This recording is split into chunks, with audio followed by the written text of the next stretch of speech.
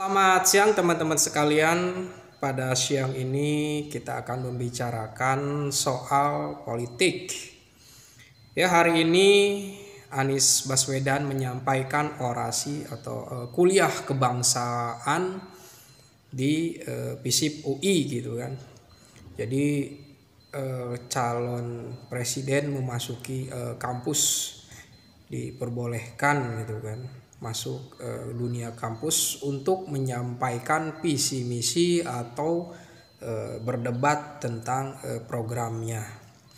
Jadi Anies Baswedan sudah menyampaikan kuliah kebangsaannya.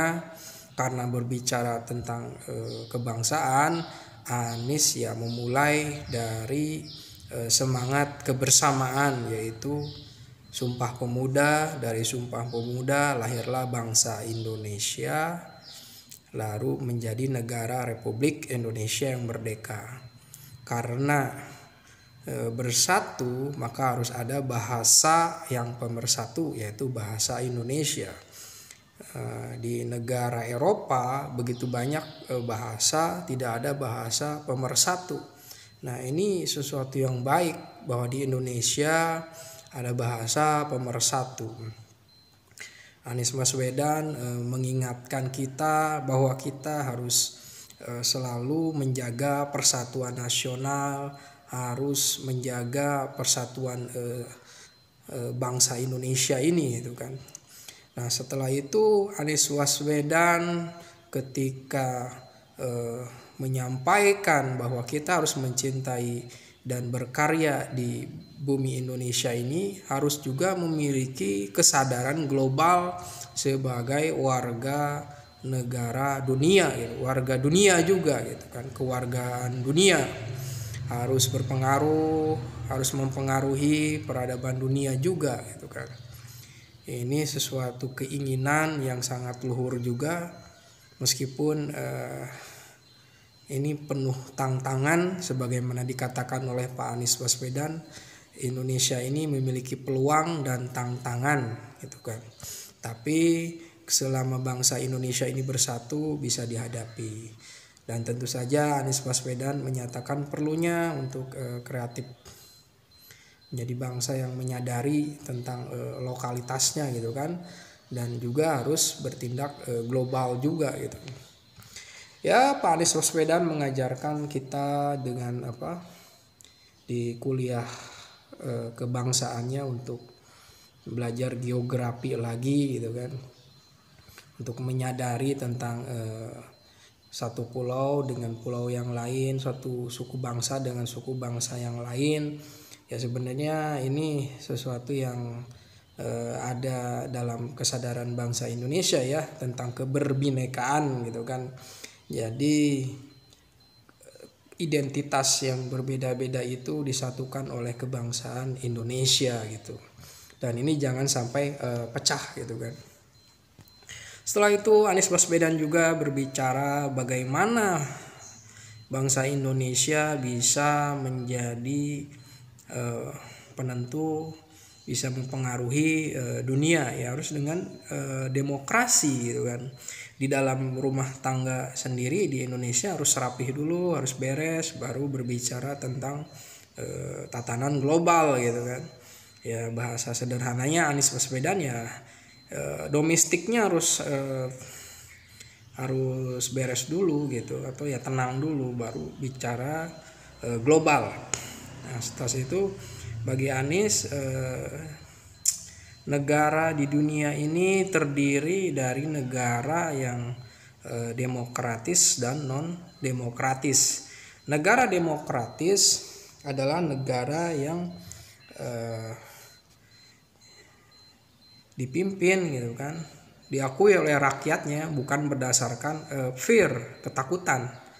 Jadi kalau negara yang non demokratis, mereka penuh atau penguasanya bertindak atau melakukan suatu perbuatan yang membuat orang takut gitu kan.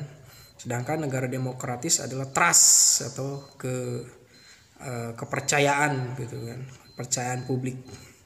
Ini sangat penting sekali. Jadi banyak negara non demokratis, misalnya di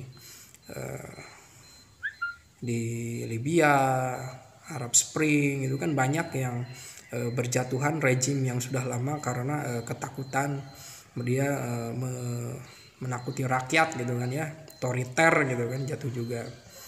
Nah dari itu memang suatu pemerintah yang dijalankan dengan ketakutan akan jatuh juga.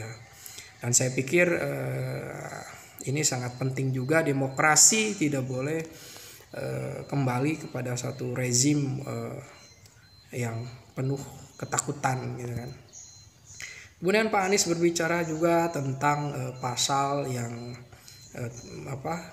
tentang pencemaran nama baik, undang-undang ITE gitu kan, yang dianggap itu menghalangi kebebasan, bukan membatasi ya, bisa itu menghambat kebebasan berekspresi atau berbicara, itu tidak boleh. Jadi demokrasi itu harus menjamin kebebasan orang untuk mengemukakan pendapat gitu kan ya di sini. Ya, demikian apa yang kita bisa simak dari kuliah kebangsaan dari Pak Anies Baswedan.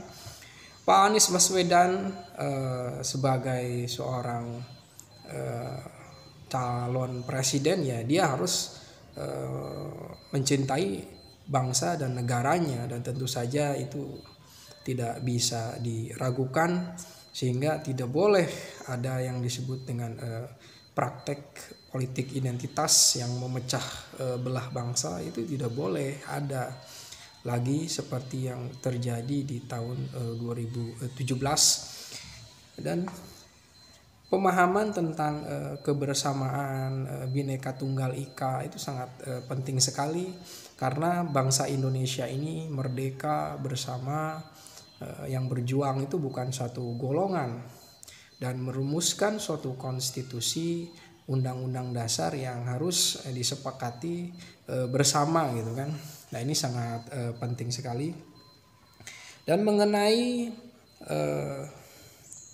kewarganegaraan dunia gitu kan ya, mempengaruhi atau memberikan sumbangsih kepada dunia, itu suatu yang sangat luhur.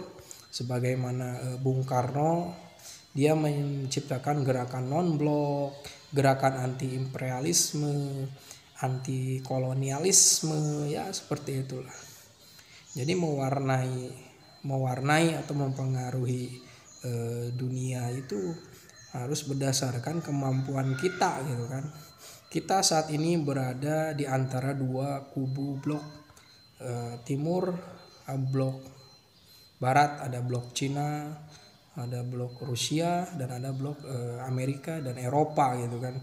Indonesia tentu saja memainkan peranannya, berusaha untuk netral dan tidak memihak, misalnya pada Rusia atau pada Ukraina. Ini sangat penting sekali, dan mewarnainya seperti apa gitu kan. Ini harus bisa diimplementasikan oleh Pak Anies suatu hari nanti.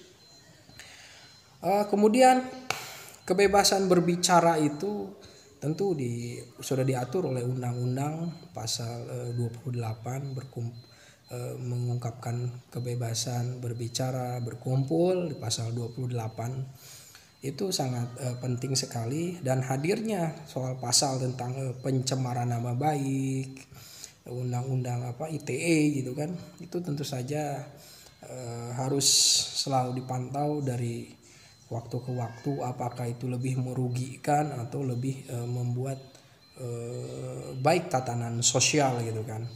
Berbagai salah penafsiran misalnya mengenai apakah kritik itu sesuatu yang bisa membungkus penghinaan atau cacian, itu dianggap sah di dalam demokrasi. Kalau menghina orang tentu saja itu menghina, mencaci, itu suatu bagian dari akhlak gitu kan ya. Jadi memang mengkritik itu bila dikaitkan dengan akhlak, ini aktual juga gitu kan, karena ya bangsa Indonesia itu bangsa yang religius, punya tata dan norma gitu kan ya. Jadi memang sehingga ada yang mempermasalahkan dikaitkan dengan misalnya ada yang menghina presiden yang dengan kalimat kasar, itu kan akan istilahnya menghina simbol negara gitu kan, simbol pemerintahan gitu kan, sehingga ya ada pasalnya. Mempermasalahkan itu ya itu harus dijalani gitu kan. Apabila tidak sesuai dengan aturan undang-undang itu bertentangan dengan prinsip keadilan kemanusiaan, ya bisa diuji di MK gitu kan, harus dipermasalahkan lagi. Bukan menghilangkan pasal undang-undang, pasal-pasal tentang pencemaran nama baik, sekedar opini gitu, tapi harus diuji di MK gitu. Dan tentu saja demokrasi itu memiliki aturan, ada prosedur yang bisa dilalui gitu kan. Demokrasi yang tidak anarkis, tidak antagonis. Ya memang pembangunan Indonesia saat ini masih membutuhkan waktu lagi untuk mencapai Indonesia emas.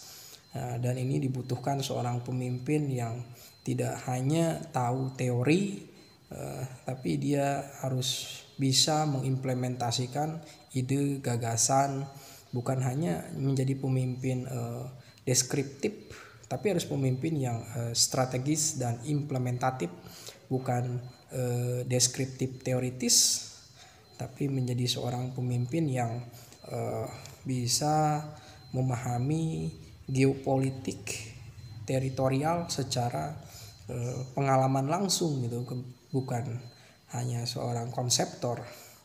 Ya banyak pemikir konseptor sudah banyak, tapi permasalahannya adalah seorang yang merasa dirinya ingin jadi pemimpin tapi dia jagonya hanya mengkonsep, ini akan